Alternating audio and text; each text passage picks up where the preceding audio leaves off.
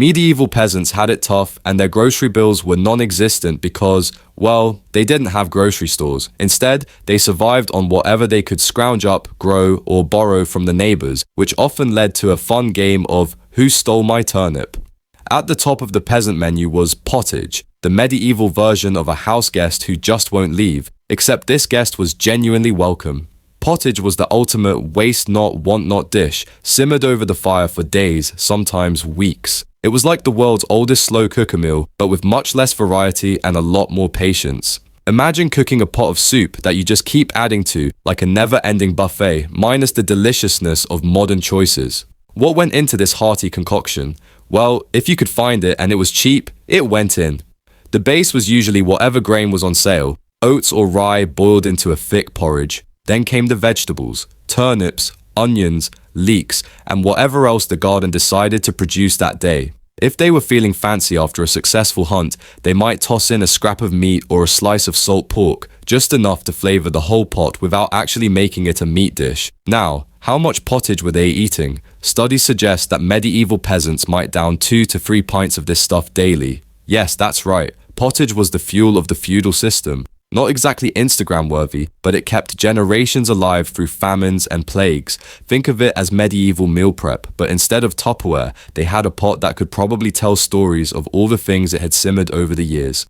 Next up, let's talk about bread. Forget artisanal sourdough or fluffy white loaves. Medieval bread was dark, dense, and often rock hard. You'd need a sword to slice it. Made from rye or barley, grains that grew in poor soil, the bread was typically the best thing a peasant could hope for. If they were really scraping the bottom of the barrel, literally, they might even mix in some peas, beans, or even acorns to stretch their supplies. It's like making a smoothie with whatever's left in the fridge, only much less appealing. On average, a peasant might consume 2 to 3 pounds of this bread daily. Why? Because they were working hard in the fields, and bread was the cheapest source of calories. The downside? The bread only lasted about a week before it turned into a hard, moldy rock. Dunking it in pottage or ale was necessary unless you wanted to invest in some serious dental work. And let's not forget about gruel, the ultimate survival food.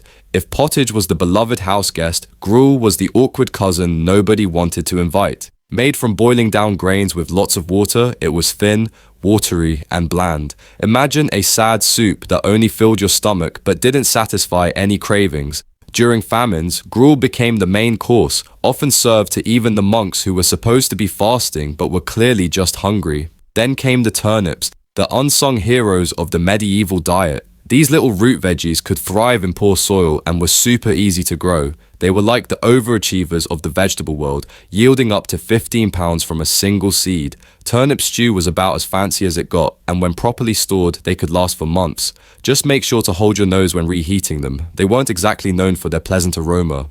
Cabbage and onions joined the party, forming the most odorous duo in the medieval kitchen. Together, they added much-needed flavor to the otherwise bland meals. Cabbage was like a vegetable that just kept giving. Pick the outer leaves while the center kept growing, and if they soured, they could be turned into sauerkraut. Who knew cabbage could be a multitasker?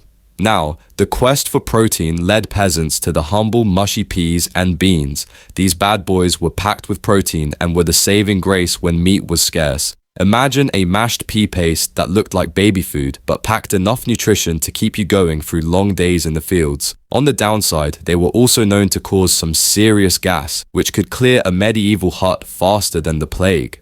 When it came to meat, peasants were scavengers, using every part of the animal that the nobles didn't want. The pig's head often became a part of the family dinner, and cows provided plenty of awful options. And yes, that's spelled right.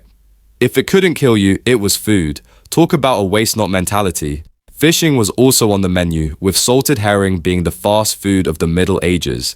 Easy to catch and preserve, herring was a protein-packed snack that could travel far from the coast. Just beware of the herring breath. As for drinks, ale was the go-to beverage. Who needs water when you can have a gallon of ale a day? It was like drinking flavored water with a bit of a kick. Even kids were partaking, and records show some adults drinking up to 1.5 gallons during harvest season. Talk about liquid courage. And if you thought sweet treats were a luxury, think again. Honey was the king of sweetness, but it was scarce. Peasants had to work hard to gather wild honey, often risking bee stings for a taste of sweetness.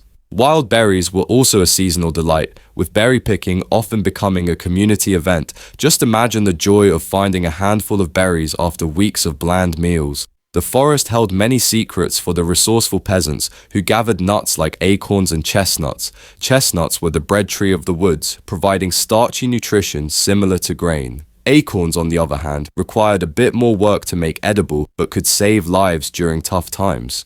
In desperate moments, peasants turned to ash cakes, primitive bread made with minimal ingredients and cooked directly in the ashes of a fire. Sometimes the ingredients were so scarce that they resorted to using dust from the granary. Now that's what I call a last-ditch effort.